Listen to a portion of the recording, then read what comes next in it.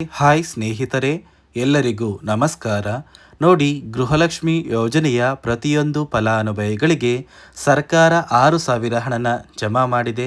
ಇಂದು ಶನಿವಾರ ಫೆಬ್ರವರಿ 8ರಿಂದ ಕರ್ನಾಟಕದ 28 ಜಿಲ್ಲೆಗಳ ಪ್ರತಿಯೊಂದು ಫಲಾನುಭವಿಗಳ ಬ್ಯಾಂಕ್ ಖಾತೆಗೆ ಸರ್ಕಾರ ಗೃಹಲಕ್ಷ್ಮಿ ಯೋಜನೆಯ 6,000 ಹಣನ ಜಮಾ ಮಾಡ್ತಾ ಇದೆ. ಈ 6,000 ಹಣ ಸುಮಾರು 1,25,000 ಫಲಾನುಭವಿಗಳಿಗೆ ಸರ್ಕಾರ ಕ್ಯಾನ್ಸಲ್ ಮಾಡಿದೆ. ಯಾವ ಕಾರಣಕ್ಕೆ ಈ ಫಲಾನುಭವಿಗಳ ಬ್ಯಾಂಕ್ ಖಾತೆಗೆ ಹಣ ಜಮಾ ಆಗ್ತಾ ಇಲ್ಲ ಅಂದರೆ, ಹಣಕಾಸು ಇಲಾಖೆ ಜಾರಿಗೆ ತಂದಿರುವ 5 ಹೊಸ ನಿಯಮದ ಆಧಾರದ ಮೇಲೆ ಈ ಫಲಾನುಭವಿಗಳಿಗೆ ಹಣ ಜಮಾ ಆಗ್ತಾ ಇಲ್ಲ. ಹಾಗಾದರೆ ಬನ್ನಿ ಸ್ನೇಹಿತರೆ, ಆ ನಿಯಮಗಳು ಏನು ಅಂತ ಕೂಡ ತಿಳ್ಕೊಳ್ಳೋಣ. ಅದಕ್ಕಿಂತ ಮೊದಲು ನೋಡಿ ಸ್ನೇಹಿತರೆ, ನೀವೇನಾದ್ರೂ ಇನ್ನೂ ಕೂಡ ನನ್ನ ಚಾನಲ್ನ ಸಬ್ಸ್ಕ್ರೈಬ್ ಆಗಿಲ್ಲ ಅಂದರೆ ದಯವಿಟ್ಟು ಪ್ರತಿಯೊಬ್ಬರೂ ಚಾನಲ್ನ ಸಬ್ಸ್ಕ್ರೈಬ್ ಮಾಡ್ಕೊಳ್ಳಿ, ಹಾಗೆ ವಿಡಿಯೋಗೆ ಒಂದು ಲೈಕ್ನ ಕೊಡಿ. ಹೌದು ವೀಕ್ಷಕರೇ, ಗೃಹಲಕ್ಷ್ಮಿ ಯೋಜನೆಯ ಸಾಕಷ್ಟು ಫಲಾನುಭವಿಗಳು ಕಳೆದ 1 ತಿಂಗಳಿಂದ 16ನೇ ಕಂತಿನ ಹಣಕ್ಕಾಗಿ ವೆಯ್ಟ್ ಮಾಡ್ತಾ ಇದ್ರಿ. ಇದೀಗ ಕೊನೆಗೂ ಸರ್ಕಾರದಿಂದ ನಿಮ್ಮ ಬ್ಯಾಂಕ್ ಖಾತೆಗೆ 6,000 ಹಣ ಜಮಾ ಆಗಿದೆ.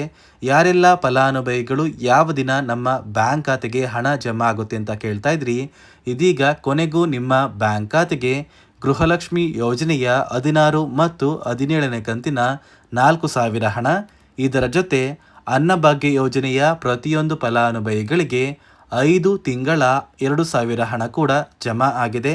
ಒಟ್ಟು ಪ್ರತಿಯೊಂದು ಫಲಾನುಭವಿಗಳ ಬ್ಯಾಂಕ್ ಖಾತೆಗೆ ಸರ್ಕಾರ 6,000 ಹಣನ ಜಮಾ ಮಾಡಿದೆ. ನಿಮ್ಮ ಬ್ಯಾಂಕ್ ಖಾತೆಗೂ ಕೂಡ ಇಂದು ಶನಿವಾರ ಫೆಬ್ರವರಿ 8ರಿಂದ ಸರ್ಕಾರ 6,000 ಹಣನ ಜಮಾ ಮಾಡ್ತಾ ಇದೆ. ಈ ಬಾರಿ ಈ 6,000 ಹಣಕ್ಕೆ ಹಣಕಾಸು ಇಲಾಖೆ 5 ಹೊಸ ನಿಯಮಗಳನ್ನ ಜಾರಿಗೆ ತಂದಿದೆ. ಈ 5 ಹೊಸ ನಿಯಮದ ಆಧಾರದ ಮೇಲೆ ಪ್ರತಿಯೊಂದು ಫಲಾನುಭವಿಗಳು 6,000 ಹಣನ ಪಡ್ಕೋತೀರಾ. ಸುಮಾರು 1 ಲಕ್ಷಕ್ಕಿಂತ ಹೆಚ್ಚು ಫಲಾನುಭವಿಗಳ ಬ್ಯಾಂಕ್ ಖಾತೆಗೆ ಈ ಬಾರಿ 6,000 ಹಣ ಜಮಾ ಆಗ್ತಾ ಇಲ್ಲ.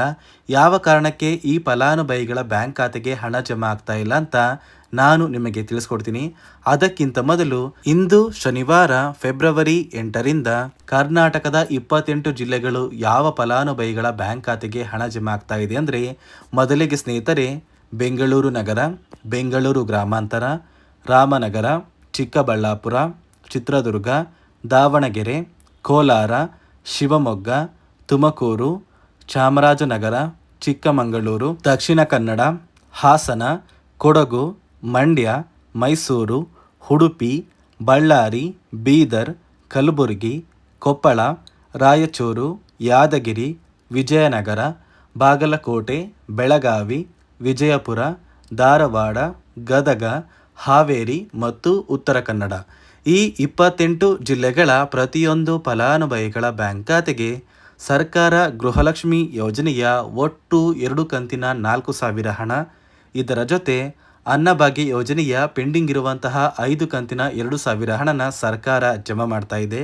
ಸಾಕಷ್ಟು ಫಲಾನುಭವಿಗಳು ಕಳೆದ 1 ತಿಂಗಳಿಂದ ಈ ಹಣಕ್ಕಾಗಿ ವೆಯ್ಟ್ ಮಾಡ್ತಾ ಇದ್ರಿ. ನಿಮ್ಮ ಬ್ಯಾಂಕ್ ಖಾತೆಗೆ ಕೊನೆಗೂ ಸರ್ಕಾರದಿಂದ ಹಣ ಜಮಾ ಆಗ್ತಾ ಇದೆ.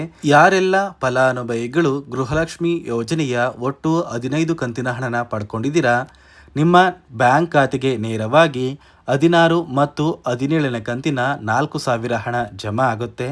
ಒಂದು ವೇಳೆ ನಿಮ್ಮ ಬ್ಯಾಂಕ್ ಖಾತೆಗೆ ಪೆಂಡಿಂಗ್ ಇರುವಂತಹ ಗೃಹಲಕ್ಷ್ಮಿ ಯೋಜನೆಯ 15 ಕಂತಿನ ಹಣ ಜಮಾ ಆಗಿಲ್ಲ ಅಂದರೆ, ನಿಮ್ಮ ಬ್ಯಾಂಕ್ ಖಾತೆಗೆ ಯಾವುದೇ ರೀತಿಯ ಒಂದು ಹಣ ಸರ್ಕಾರ ಜಮಾ ಮಾಡೋದಿಲ್ಲ. ಪೆಂಡಿಂಗ್ ಇರುವಂತಹ ಹಣ ನಿಮ್ಮ ಬ್ಯಾಂಕ್ ಖಾತೆಗೆ ಜಮಾ ಆಗಿದ್ರೆ ಮಾತ್ರ ಈ ಹಣ ನಿಮ್ಮ ಬ್ಯಾಂಕ್ ಖಾತೆಗೆ ಜಮಾ ಆಗುತ್ತೆ. ಅದೇ ರೀತಿ ಸುಮಾರು 1,23,000 ಫಲಾನುಭವಿಗಳ ಬ್ಯಾಂಕ್ ಖಾತೆಗೆ ಸರ್ಕಾರ ಈ ಬಾರಿ ಈ 6,000 ಹಣನ ಜಮಾ ಮಾಡ್ತಾ ಇಲ್ಲ. ಸರ್ಕಾರ ಗೃಹಲಕ್ಷ್ಮಿ ಯೋಜನೆಯ 16ನೇ ಕಂತಿನ ಹಣಕ್ಕಾಗಿ ಪ್ರತಿಯೊಂದು ಫಲಾನುಭವಿಗಳ ಒಂದು ದಾಖಲಾತಿಗಳನ್ನ ಮರು ಪರಿಶೀಲನೆ ಮಾಡುವಂತಹ ಸಂದರ್ಭದಲ್ಲಿ ಸಾಕಷ್ಟು ಫಲಾನುಭವಿಗಳಿಗೆ ಸರ್ಕಾರ ಇತ್ತೀಚೆಗೆ ಜಾರಿಗೆ ತಂದಿರುವ 5 ಹೊಸ ನಿಯಮದ ಆಧಾರದ ಮೇಲೆ ಅವರ ಬ್ಯಾಂಕ್ ಖಾತೆಗೆ ಯಾವುದೇ ರೀತಿಯ ಗೃಹಲಕ್ಷ್ಮಿ ಯೋಜನೆಯ ಹಣನ ಜಮಾ ಮಾಡೋದಕ್ಕೆ ಆಗೋದಿಲ್ಲ ಅಂತ ತಿಳಿದು ಬಂದಿದ್ದು, ಸುಮಾರು 1,23,000 ಫಲಾನುಭವಿಗಳ ಒಂದು ಗೃಹಲಕ್ಷ್ಮಿ ಯೋಜನೆಯ ಹಣ ಸರ್ಕಾರ ಕ್ಯಾನ್ಸಲ್ ಮಾಡಿದೆ. ಹಾಗಾದರೆ ಬನ್ನಿ ಸ್ನೇಹಿತರೆ, ಸರ್ಕಾರ ಜಾರಿಗೆ ತಂದಿರುವ 5 ಹೊಸ ನಿಯಮಗಳು ಏನು ಅಂತ ನಾನು ನಿಮಗೆ ತಿಳಿಸ್ಕೊಡ್ತಾ ಇದ್ದೀನಿ. ನೋಡಿ ಸ್ನೇಹಿತರೆ, ಮೊದಲನೆಯ ಒಂದು ನಿಯಮ ಬಂದು, ಗೃಹಲಕ್ಷ್ಮಿ ಯೋಜನೆಯ ಪ್ರತಿಯೊಂದು ಫಲಾನುಭವಿಗಳು ಯಾರೆಲ್ಲ ಇದ್ದೀರಾ, ನಿಮ್ಮ ಮನೆಯ ಪ್ರತಿಯೊಂದು ಸದಸ್ಯರ ಆಧಾರ್ ಕಾರ್ಡ್ನ ನಿಮ್ಮ ಬಳಿ ಇರುವಂತಹ ಒಂದು ರೇಷನ್ ಕಾರ್ಡಿಗೆ ಕಡ್ಡಾಯವಾಗಿ ಲಿಂಕ್ ಮಾಡಿಸ್ಬೇಕು. ಈ ಒಂದು ನಿಮ್ಮ ಆಧಾರ್ ಕಾರ್ಡ್ನ ಲಿಂಕ್ ಮಾಡಿಸೋದಕ್ಕೆ KYC ಅಂತ ಕರೀತಾರೆ. ಸಾಕಷ್ಟು ಫಲಾನುಭವಿಗಳ ಒಂದು ರೇಷನ್ ಕಾರ್ಡಿಗೆ KYC ಪೆಂಡಿಂಗ್ ಇದೆ. ಅದೇ ಒಂದು ಕಾರಣಕ್ಕೆ ಸರ್ಕಾರ ಈ ಬಾರಿ 5 ಹೊಸ ನಿಯಮಗಳನ್ನ ಜಾರಿಗೆ ತಂದಿದೆ.